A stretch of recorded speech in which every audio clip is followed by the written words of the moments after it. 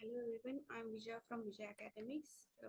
Today I'll be going to discuss the fourth part of National Curriculum Framework 2023, and the topic is pedagogy. Now let us see what is pedagogy. Pedagogy is the method and the practice of teaching used in classroom by the teacher to help students learn. Effective pedagogy is based on good understanding of how children grow and learn and has clear focus on curricular goals, curricular competencies, and learning outcomes to be achieved for the students across stages of school education. How do children grow and learn? Healthy physical development requires basic needs of adequate nutrition and appropriate sensory and emotional stimulation. Children are natural learners. They are active, eager to learn, and respond with interest in new things. They have an innate sense of curiosity. They wonder, question, explore, try out, and discover to make sense of the world. The brain plays an important role in learning. Learning is a physical process in which new knowledge is represented by brain cell connections. The brain both shapes and is shaped by experience, including opportunities the school has for cognition development and social interaction. The brain is designed to learn and remember new things through life as long as it continues to be challenged and stimulated. Learning based on the associations and connections children make. Children are far from blank slates on which we can simply write pages and pages of information. They have knowledge and understandings based on their experience. They have intuitive theories about varied subjects. Nothing is ever recorded in a child's brain exactly as it is experienced. It is their interpretation of what they experience that becomes new knowledge. Interpretation is always in the light of whatever knowledge they already possesses.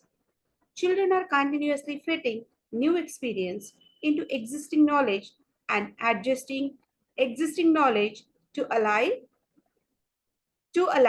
new experiences. Emotions are deeply connected to learning. Emotions are inextricably intertwined with attention, motivation, and cognition. Positive emotions like curiosity, wonder, joy, excitement aid attention, cognition, and memory, and therefore, learning positive emotions are often best nurtured through positive relationship with teacher and among students. When students feel they belong in a classroom and they can trust, they feel free to try out and explore and therefore learn better. As trust grows, the classroom becomes emotionally safer and students have fewer obstacles to build their confidence and their learning.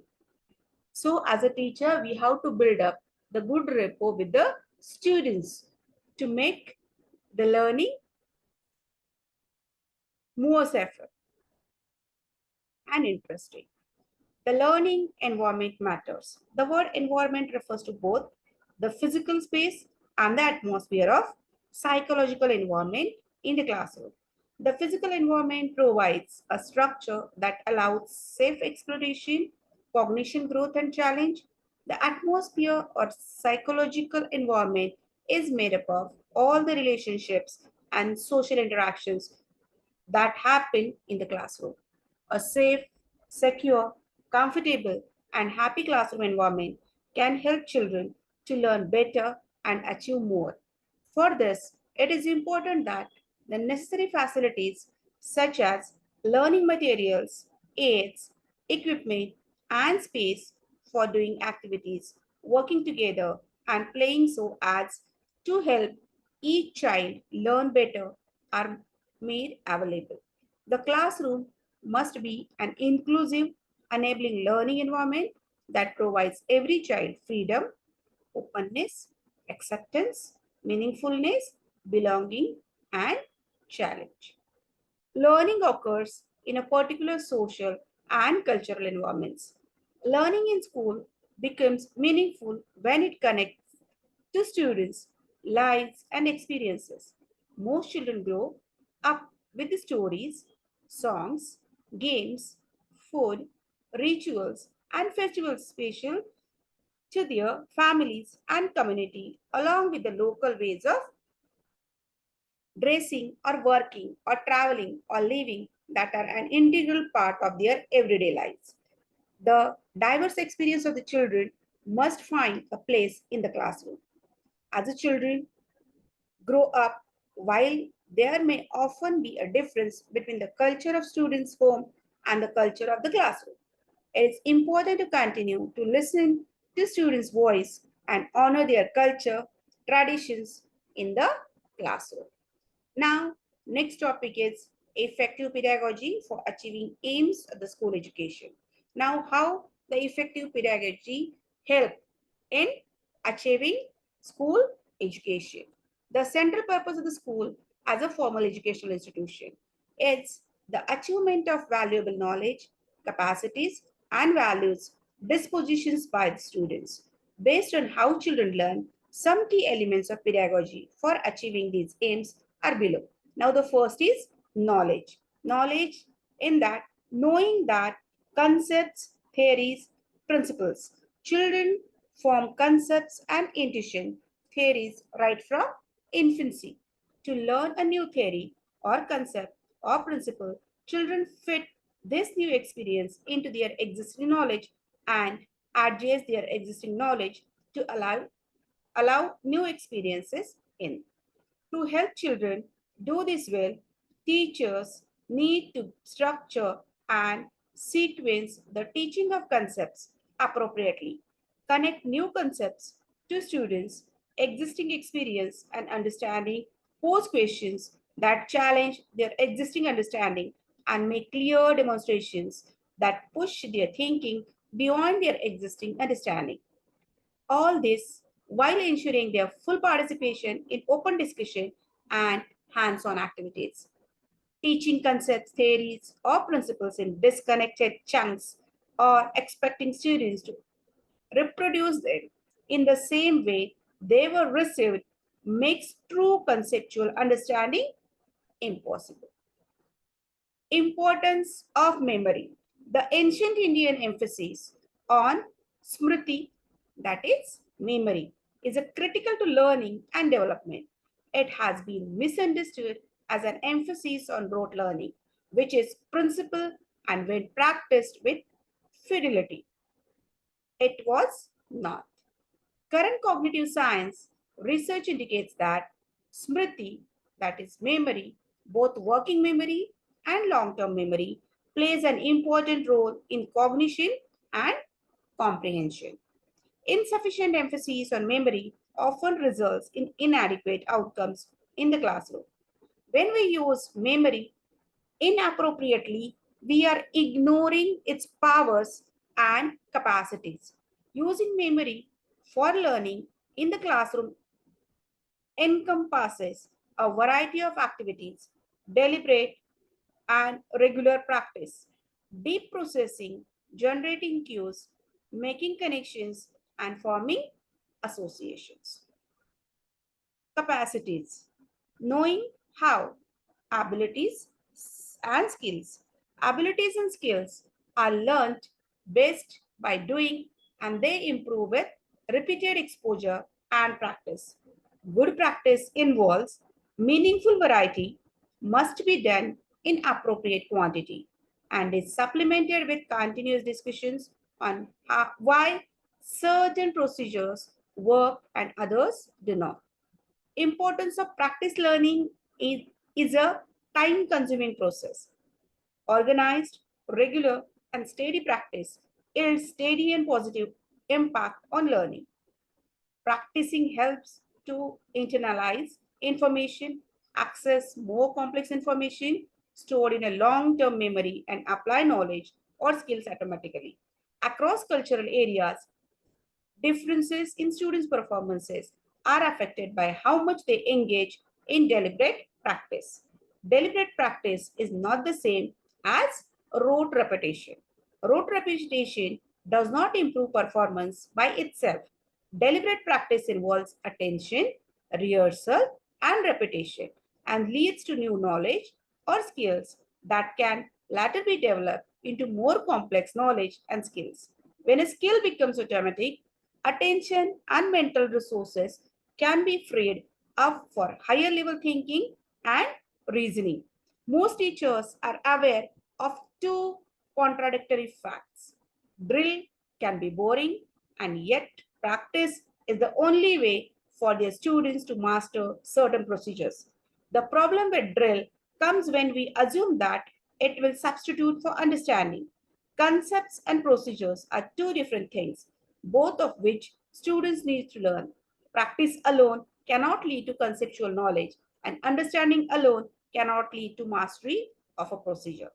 Values and disposition. Telling children about what values they should develop or uphold usually has very little effect. It either becomes boring or seems like preaching. Development of values and disposition in school education happens primarily in the following ways.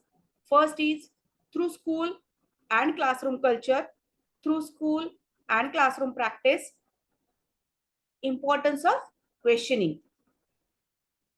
Now see, the first one is through school and classroom culture. Sensitivity and respect for others is encouraged when opportunities are provided for all students to participate in activities and select students do not end up practicing in all activities.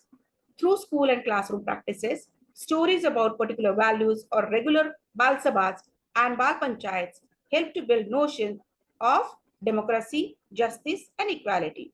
As part of the learning through school, subject, laboratory experiments, and trials help build scientific thinking. As direct goals of some school subjects, learning to win and lose with grace during sports and games help to build resilience. Importance of questioning. We have a long ancient tradition of questioning in India. Debate and discussion have always been held in a critical part of Indian knowledge tradition. The Upanishads were written in response to the questions of Shishyas. The literal meaning of the word Upanishad is the sitting down of the Shishya near the Guru. The usual method of argument utilized reason and went from simple to complex, from concrete to abstract, from known to unknown. In the Upanishad is the powerful story of Nachiketa, a young boy who dared to ask Yama, the Lord of Death, a very simple but fundamental question. Is there life after death, or is death the end? At different periods in time, India has produced exceptional scholars who were unconditional masters in their respective schools of thought. It was often custom among learned men to debate the merits and the demerits of these various systems of philosophy. The debates between Adi Shankara and Mandana Mishra, for example, are legendary. Thousands of scholars gathered every day to watch and learn from them.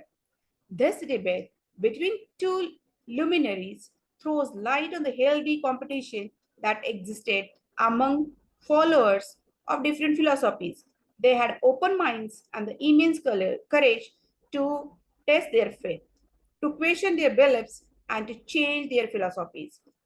If reason demanded the change, through this process, it was always important to remain accepting towards new concepts, experiments, or questionings.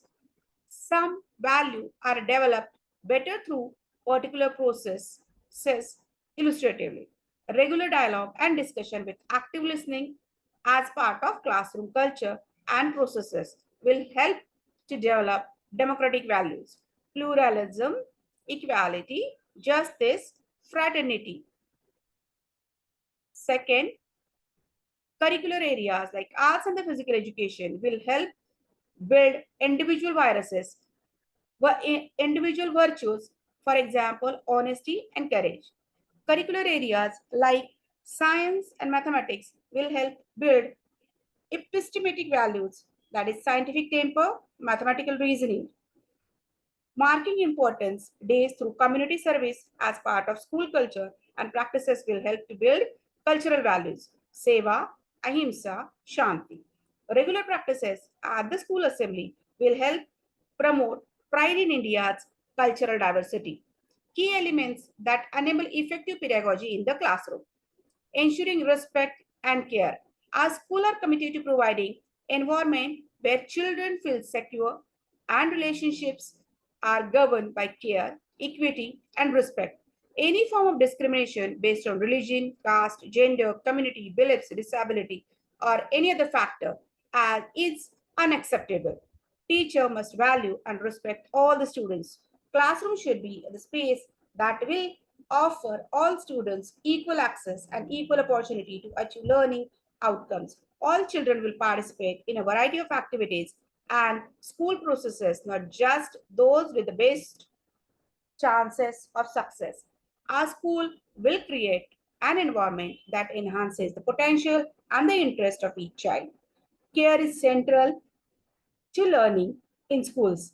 Care is an attitude of concern and responsibility for people and relationship. Empathy and respect are at the heart of caring. Building positive teacher-student relationships. A safe, positive relationship between teacher and the student is enriching both for cognitive and socio-emotional development.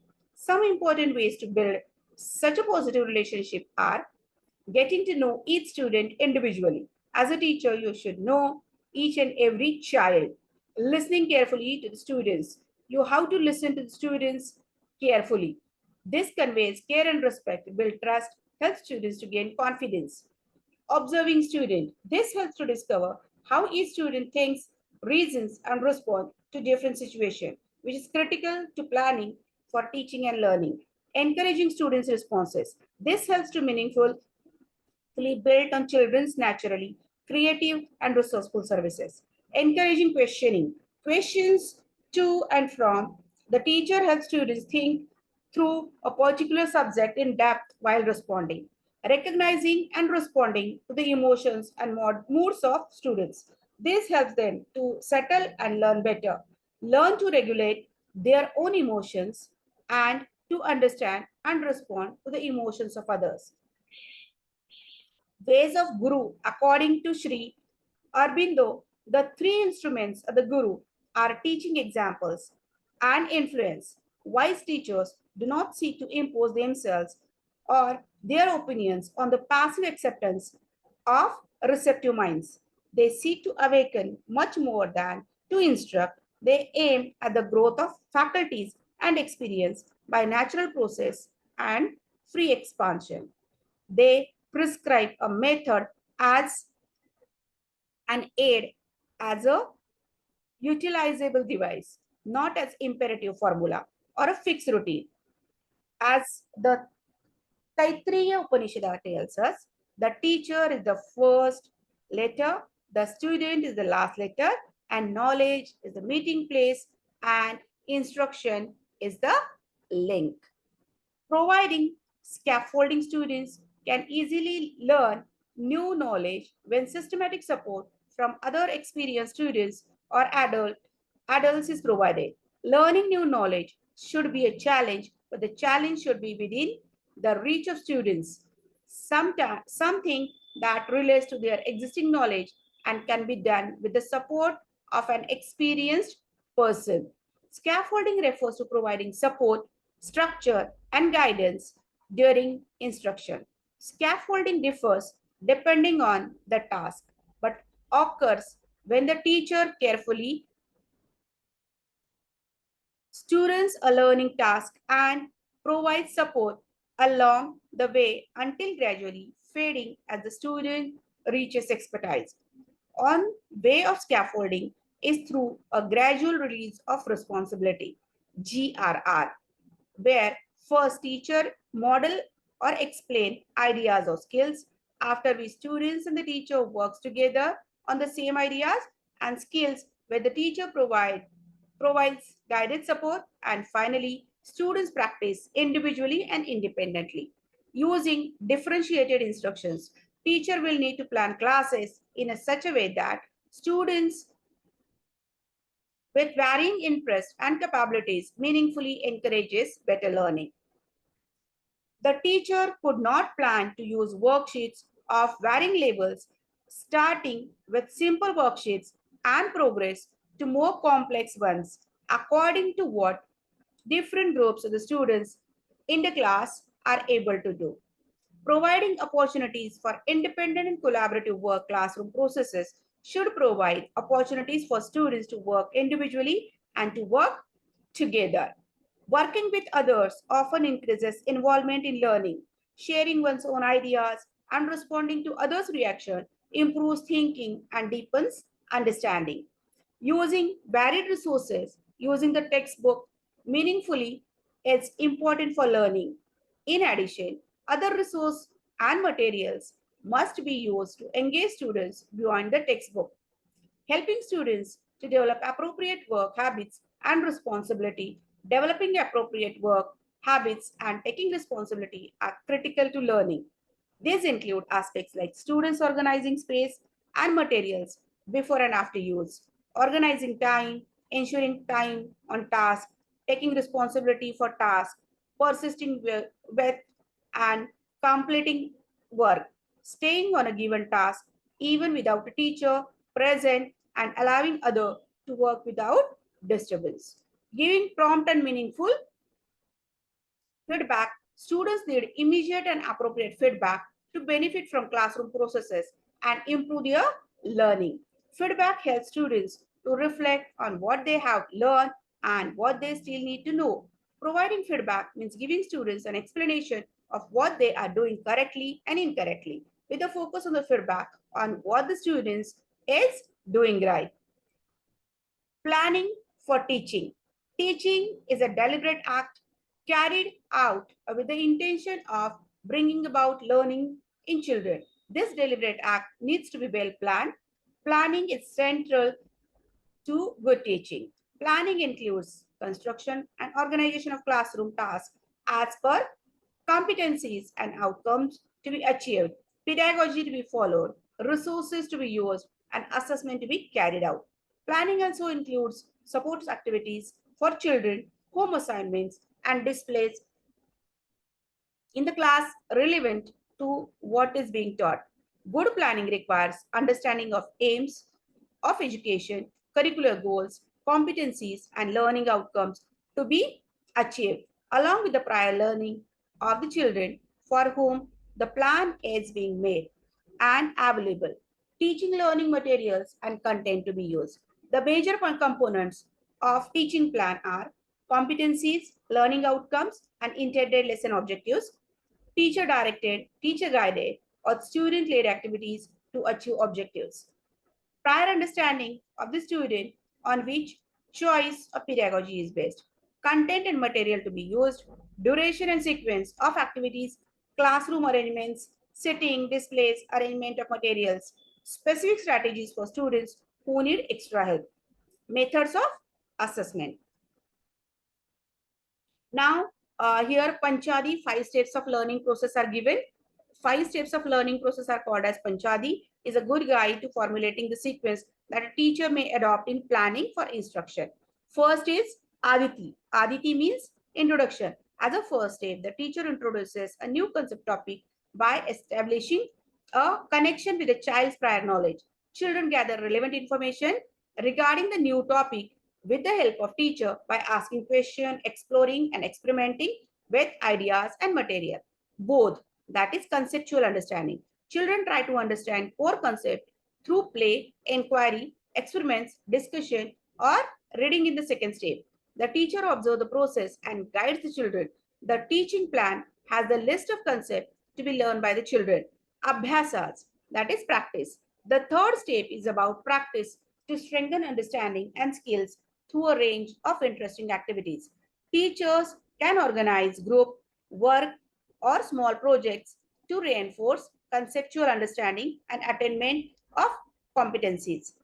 Prayog, that is application. The fourth step is about applying the required understanding in the child's everyday life. This can be accomplished through various activities and small projects.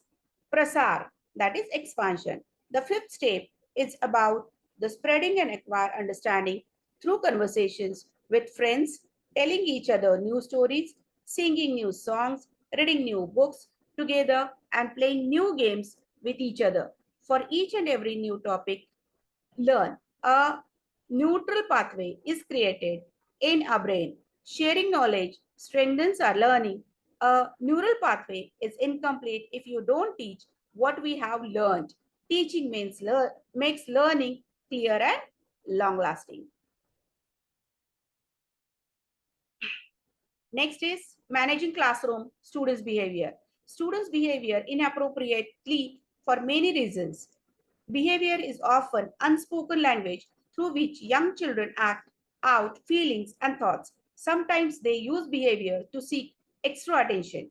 Adolescents could be angry or helpless and don't know an other way to express this. Sometimes this behavior could be because of lack of sleep, poor nutrition, health reasons, or developmental delay or deficit, family dysfunctionality, or stress.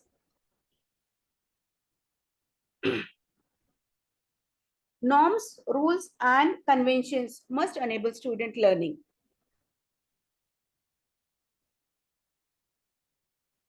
Importance of concentration. The Taittiriya Upanishad says that the secret of learning lies in the power of concentration in thought. The science of yoga is based on the process of concentration and methods by which concentration can be achieved on the object of knowledge in order that the contents, paths, and the states of knowledge concerning that object can be realized by the seeker. Responding students with disability or other individual learning needs. Classroom processes should respond to the diverse needs of the students. Students learn best when they are challenged, but not so much that they feel threatened or overwhelmed by the level of challenge. Therefore, teachers need to know and understand the learning needs of every student in their class and provide the appropriate level of challenge and support to the students. During the normal course of teaching, based on routine, observation, and assessment, teacher could identify those students that may require additional support or individualized attention.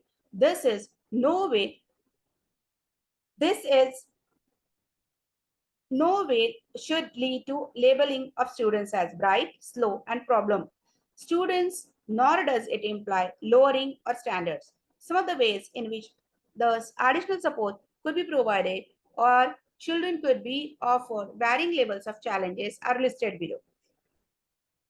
A bridge course for a month or at the beginning of the year, which will enable students to refresh their previously learned concepts and prepare for the new class.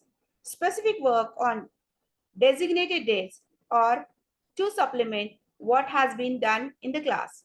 Differentiated assignments. The teacher could provide assignments last test of varying levels of difficulty using the same content, making specific resource available to the students who need them, extra worksheets for those who need additional practice, extra challenging worksheets for those who need it. Set up a buddy system wherever appropriate. Pair of a child who needs help with another child who can provide it normally. For example, help with homework, explanation after class, doing project together.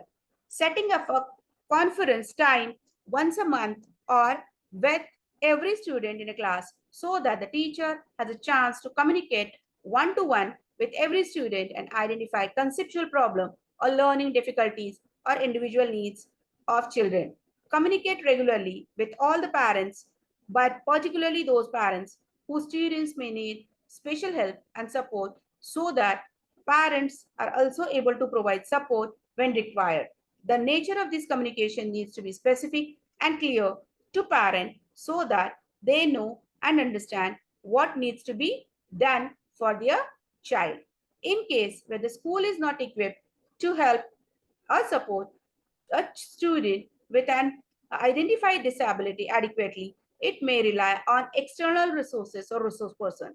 Schools will understand and opt for all the exemptions provided by boards of education in specific situation. All such decisions should be made in partnership with families.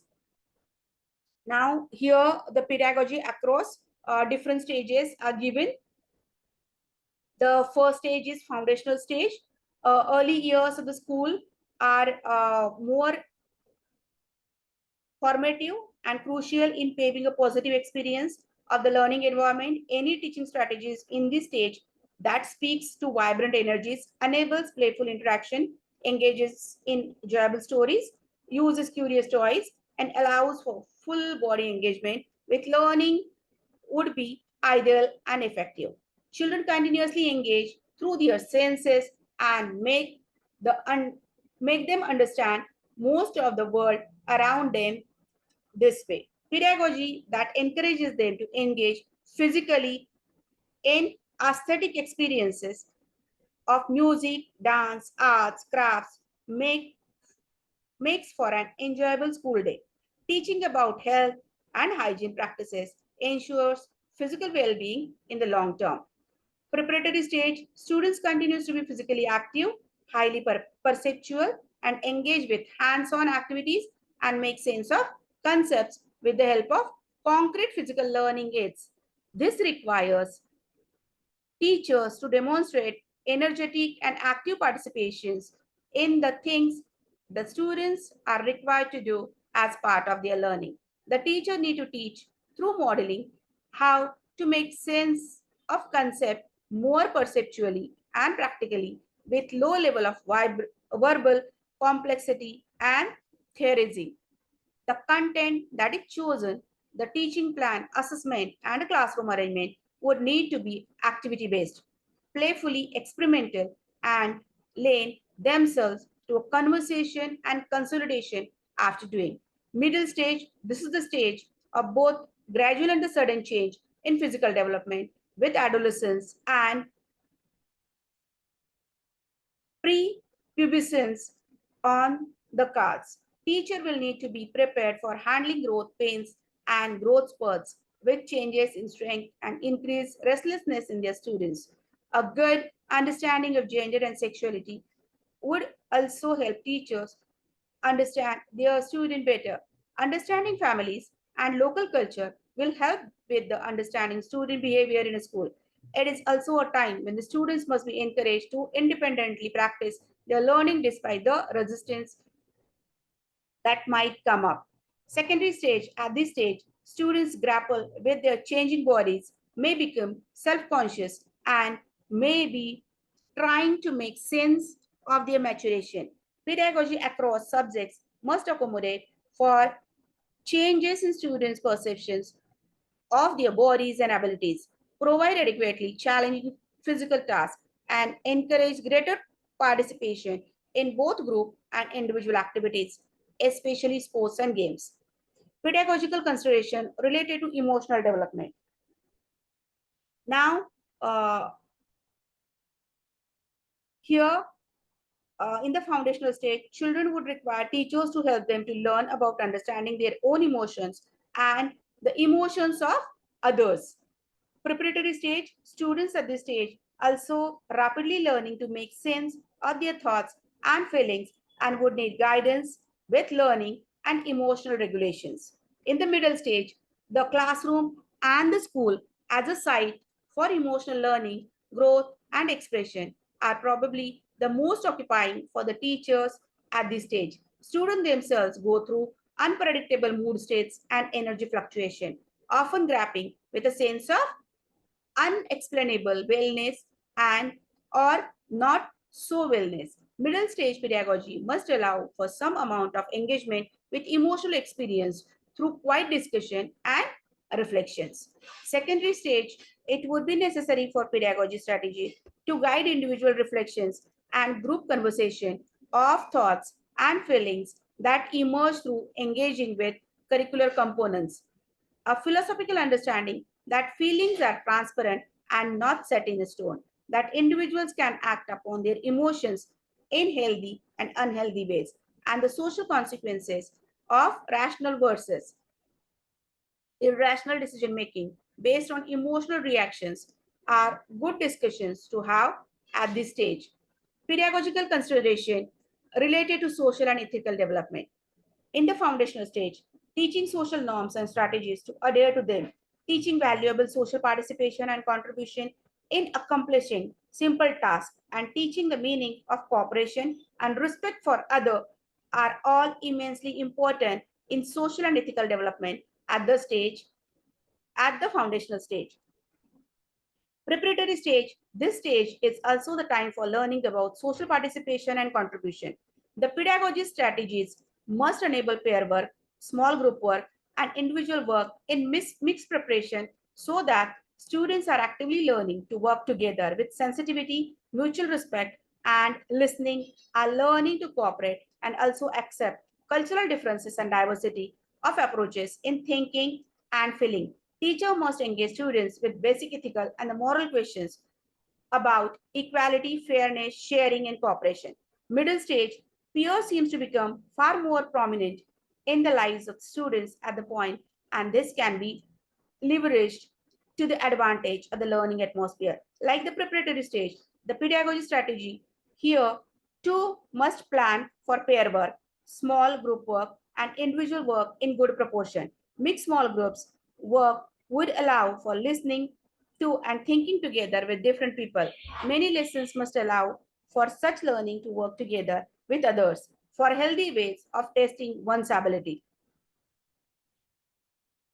Secondary stage, students at this stage are young people with emerging opinions and loyal allegiances and capacities for energetic participation and vehement dissent, forming strong allegiances, explicit interest in varied ideologies that one can identify with, idealizing individuals and other similar impulses seems to show up at this stage based on the need of belonging students.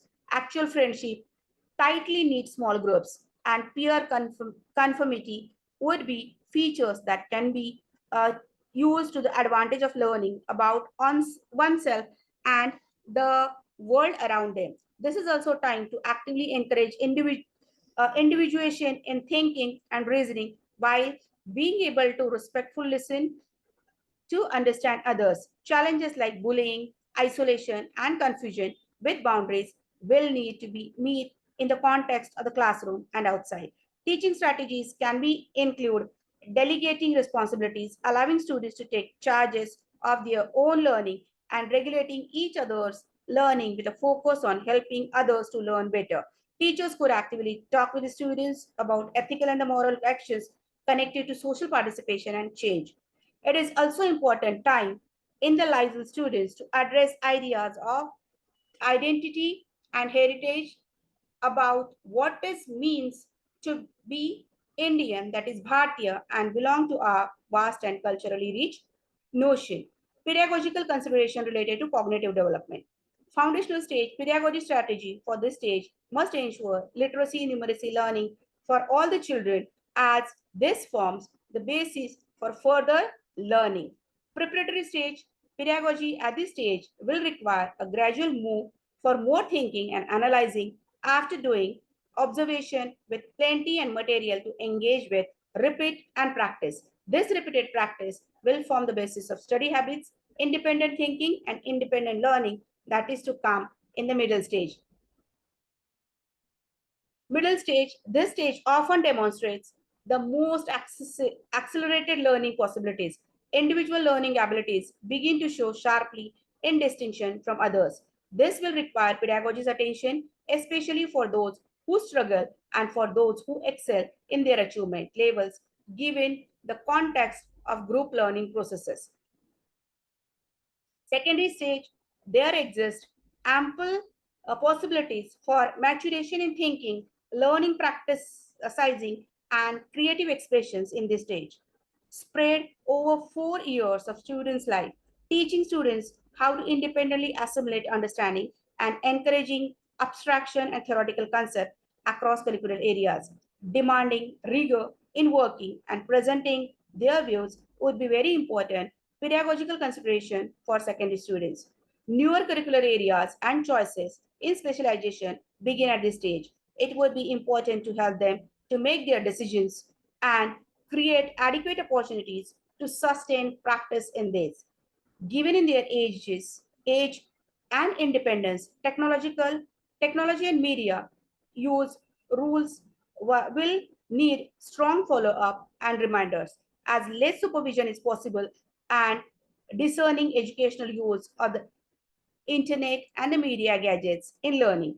Principle taught in the behavior stage is likely to win. This will require repeated reminders, caution against distraction while learning, cyberbullying, compulsive use, and many other unhealthy practices in using the internet will be required from teachers, especially as students will be engaging with online research for learning much more in this stage.